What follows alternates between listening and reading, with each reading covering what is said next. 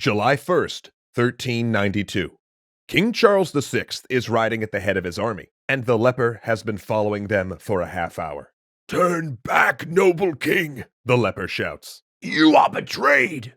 Those words again and again. As the minutes pass, Charles begins to sweat. Is he in danger?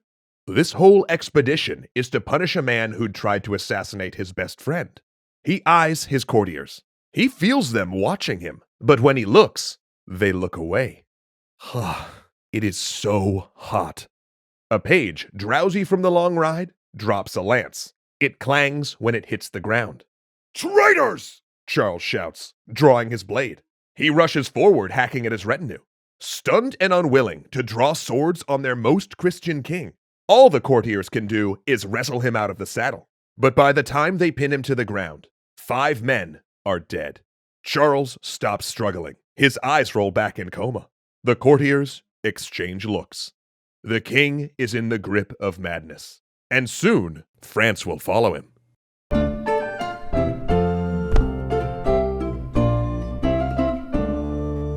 Before the miracles began, before the siege of Orleans, before the saints appeared to a peasant girl, France was a country cursed by God. And that began with King Charles the Beloved, or as he became known, Charles the Mad. Because that first psychotic episode would not be the last for the French king. At times he was perfectly lucid, able to rule as he used to, but then he would slip, failing to recognize friends and family, not understanding that he was the King of France, instead insisting he was St. George, or wearing thick clothes with iron bands sewn in because he thought he was made of glass and might shatter if touched. And on occasion, he would run wild through the halls of his residence. Court officials had to brick up entrances to keep him inside. With Charles incapacitated and often confined, rule fell to a council of regents overseen by Queen Isabeau. And this wasn't actually the worst time for France. There had been a truce in the 100 Years' War, and the country was at peace. People were thinking about taxes, not armies. Because here's the thing, while Charles was unable to rule consistently, he wasn't dead. The crown hadn't passed to his sons. It was all about the council, and as councils will do, this one split into factions. Particularly as the older generation of council members died, leaving their seats to their children. 2 main groups emerged, the Armagnacs and the Burgundians, both led by men of the royal bloodline. The Armagnacs were led by the king's younger brother Louis, Duke of Orleans, powerful, rich, and famous for his voracious pursuit of women. He was extremely close to the queen, suspiciously close, some said, even whispering that her 3rd son Charles was actually fathered by Louis. Economically, they wanted France to remain the traditional agricultural country that it was. On the other side were the Burgundians, led by the king's cousin, John the Fearless, Duke of Burgundy. The Burgundians held large parts of northeast France, where there was heavy English influence due to the invasions of the 100 Years' War, and they were tied economically to Britain via the textile trade. So perhaps, not surprisingly, they were interested in developing France along an English model with strong cities and increased emphasis on pasture land and sheep farming. They also supported different popes. Yeah, there were like 3 popes running around at this time. It's a long story, we won't get into it. But their issues weren't all ideological. Other things that came between them were very, very personal. Rumor had it that Louis had tried to seduce John's wife. But the gist of the whole thing is that a decade into the council's existence, these factions were locked in a struggle to control the throne. Relations between the factions had been curdling for years, when Louis of Orleans, leveraging his close relationship with the queen, started minimizing Burgundian influence on the council, while also buying up land in the Burgundian sphere of influence. This also meant diverting royal gifts from John to himself, until Louis had an annual income 5 times larger than his rival. John the Fearless responded by adopting populist policies, whipping up the commoners and merchants by promising to abolish taxes that, he said, did nothing but pay for the extravagant court life. With tensions escalating, the 2 sides kidnapped members of the royal family, including the Dauphin, the crown prince, back and forth. Finally, they openly threatened violence. Everyone needed to cool down, the court decided. So on November 20th, 1407, the 2 parties reconciled in a court ceremony.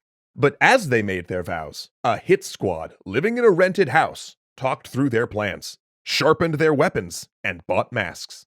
3 days later, a shoemaker's wife looks out her window and saw Louis of Orleans leaving the queen's residence, a song on his lips.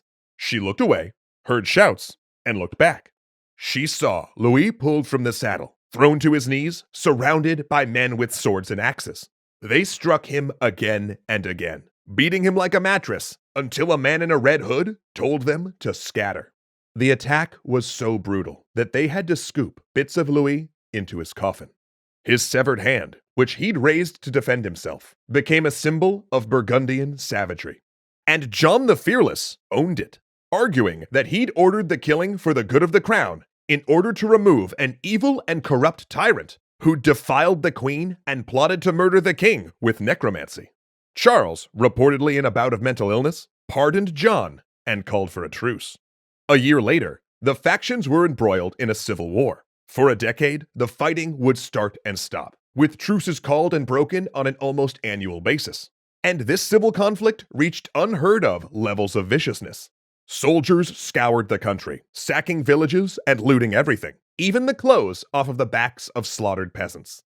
Paris changed hands multiple times, with poor Queen Isabeau having to hop between factions in order to protect the inheritance of her rapidly diminishing stock of sons. The Dauphins of France seemed to be cursed, with one dying of disease every few years.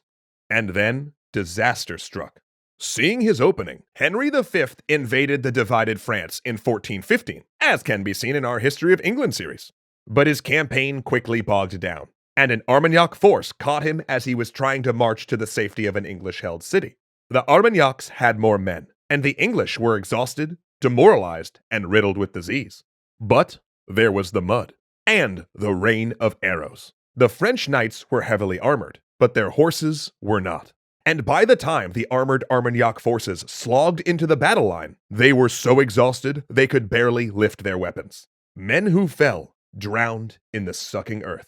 The flower of French nobility, 3 dukes, 6 counts, and 90 other nobles died in a single day. Many others were captured. But for France, the disaster continued when the Burgundians, seeing an opportunity, broke the fragile truce and made a grab for Paris. Instead of uniting, the factions played the blame game. The Burgundians argued that the Armagnacs had lost a crucial battle, and the Armagnacs claimed they would have won if the Burgundians had bothered to show up. The civil war continued, and the English advanced, with the Burgundians often standing to the side, an English ally in all but name. Soon, there were 2 Frances, with 2 capitals. Every level of society, from the plowmen in the fields to the academics in Paris, chose sides. And as France split, the royal family did too. Though originally an Armagnac, Queen Isabeau defected to the Burgundians after her former allies imprisoned her. But her surviving son, Charles VII, now Dauphin, despite rumors of illegitimacy, was literally married to the Armagnacs. His stepmother, Yolande of Aragon, was a major string puller in the Armagnac faction. So when Isabeau ceded her powers as regent to John the Fearless, and the 2 combined forces to drive the Armagnacs out of Paris, they were also driving out her son and heir. He had to flee amid the monumental slaughter of the city's fall. The Burgundians held the capital and the king and queen. The Armagnacs held their heir.